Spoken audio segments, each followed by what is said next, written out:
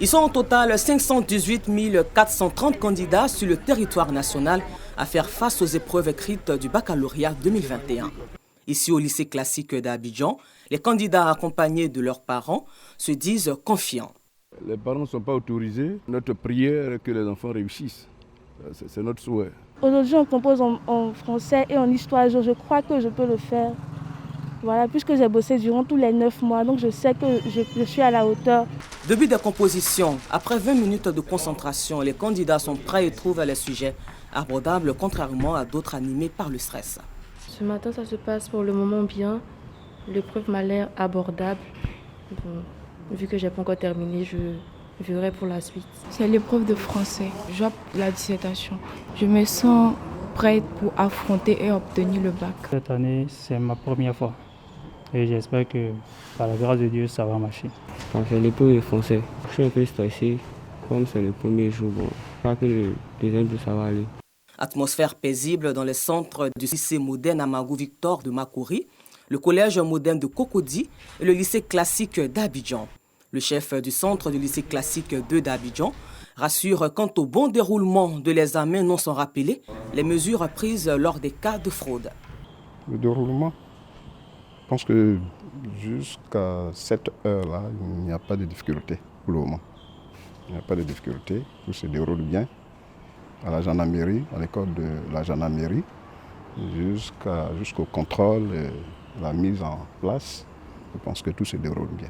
S'il y a un candidat qui est pris, selon le manuel, il y a d'abord, on récupère la copie, l'enveloppe, on prend la convocation, on prend toutes les pièces et on fait sortir l'enfant. Après des anomalies constatées lors des épreuves du BEPC et le démantèlement d'un vaste réseau de fraudeurs lors des épreuves orales du baccalauréat 2021, à présent les regards des Ivoiriens sont tournés vers le dernier virage de ces examens à grand tirage qui constitue aujourd'hui un autre grand défi pour le ministère de l'Éducation nationale et de l'alphabétisation de la ministre Mariatou Koné. Le rendez-vous est pris le mardi 27 juillet 2021 à 14h précises pour la proclamation des résultats du baccalauréat 2021.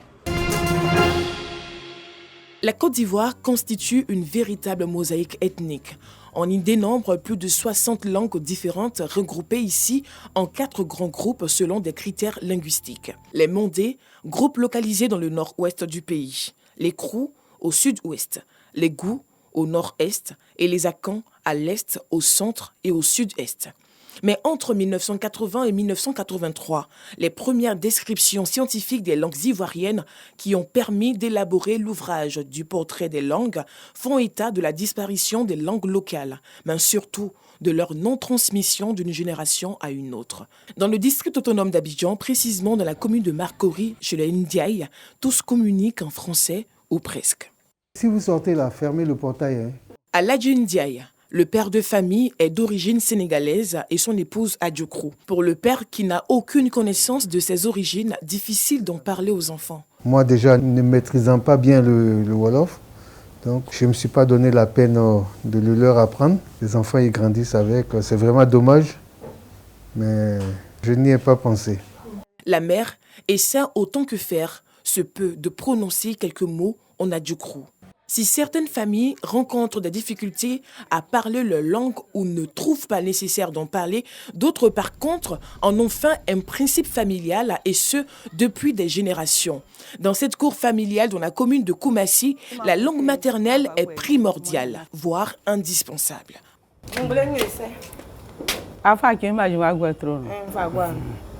Ici, Mémé Virginie veille à ce que ce principe inculqué par son défunt époux perdure. Pépé était le chef des ressortissants de Thiébissou. Si les enfants sont là, il les appelle. Venez écouter ce que nous allons parler. À l'un de ses enfants, si c'est garçon, il dit il faut demander une nouvelle. C'est ça qui a fait que nos enfants ils comprennent le baouli.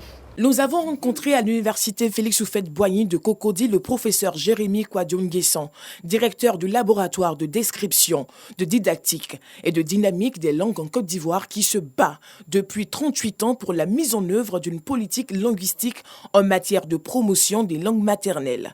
Les Ivoiriens ont intériorisé l'idée qu'ils parlent des sous-langues. Parce qu'à l'époque, les gens disaient que nos langues n'étaient pas des langues, c'était des sous-langues. Et ils ajoutaient que nous-mêmes, nous étions des sous-hommes. Et le développement, ce n'est pas laisser tomber tout ce qu'on est. C'est prendre ce qui est meilleur chez les autres, mais enrichir ce qu'on a et faire avancer. Pour le professeur Kouadio, la nouvelle génération n'est pas en faute si elle ne parle pas sa langue maternelle. C'est la faute à la génération d'avant. C'est la faute à nous autres, qui n'avons pas trouvé les moyens de leur apprendre ça. C'est ici, dans ce duplex au toit rouge de la commune de Yopougon, que Michael Drein Lorignon Padre garde précieusement ses ouvrages. Cette sexagénaire est propriétaire d'Edélis depuis 1992, une librairie qui fait la promotion des langues ivoiriennes. Pour Michael Drein, parler le français ne doit pas être un frein à l'apprentissage de nos langues maternelles. Le français est plutôt, selon elle, une contribution pour apprendre nos langues. Je suis allée au village, je vais à l'hôpital. Et arrivé à l'hôpital, je trouve une belle jeune fille avec un bel enfant.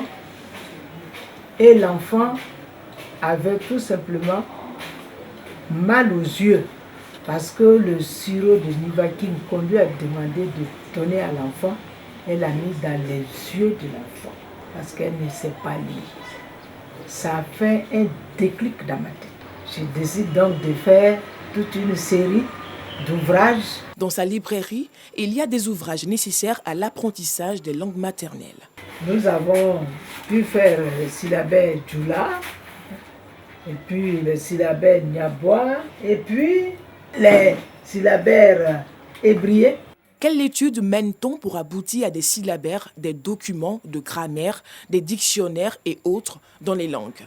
La réponse, nous l'aurons au cours de cette enquête de terrain des étudiants en sciences du langage pendant 4 jours sur l'Avikam, dans le village de Tokouzou aux Alam, une circonscription de Grand Laou à environ 104 km de la capitale économique ivoirienne. Le lendemain, l'office se fait en Avikam. Pendant ce temps, rien n'échappe aux étudiants concernés qui notent tout ce qu'ils voient et entendent. Les autorités religieuses expriment leur joie d'avoir au sein de leur communauté la présence des étudiants du moins pour ce dimanche. La langue Avikam, mais qui n'est pas fier de savoir qu'on parle sa langue, que d'autres peuvent parler sa langue?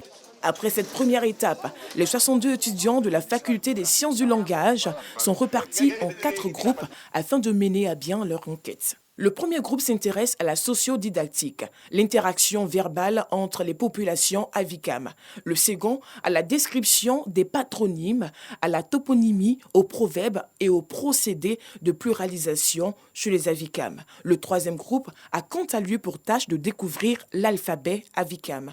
Et enfin, le quatrième groupe s'affaire à la psycholinguistique, c'est-à-dire la dyslexie, la dysorthographie et la technique de rééducation. Ici à Tokouzou, nous sommes purement dans la pratique. Nous sommes accompagnés des maîtres et chaque maître également est affecté à une équipe.